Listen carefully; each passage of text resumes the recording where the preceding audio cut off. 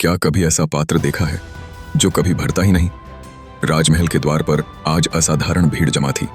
हर किसी की नजरें महल की सीढ़ियों पर टिक गई थीं।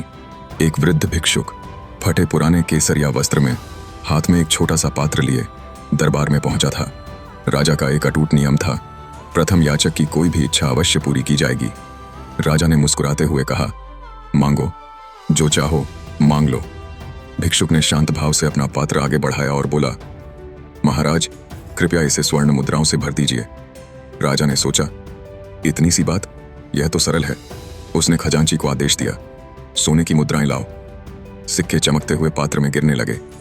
खनक की आवाज गूंज उठी, पर पात्र खाली का खाली रहा। सब हैरान थे। राजा ने और सिक्के डलवाए, फिर खजाना, और फिर पूरा महल का भंडार, लेकिन पात्र अब भी खाली ही रहा। दरबार में फुसफुसाहट गूंजी, लोग एक दूसरे को देखने लगे और राजा की आंखों में चिंता उतर आई। तभी भिक्षुक मुस्कुराया और बोला, महाराज, यदि आप इसे नहीं भर सकते तो कोई बात नहीं। लोग बस इतना कहेंगे कि राजा अपना वचन निभा नहीं सका। राजा का गर्व टूट गया। वह व्याकुल स्वर में बोला, भिक्षुक, यह कोई साधारण पात्र नहीं, इसका रहस्य बताओ। भिक्षुक की आंखों में चमक आई। वह शांत स्वर में बोला, इसमें कोई रहस्य नहीं महाराज, यह पात्र मनुष्य के हृदय से बना है।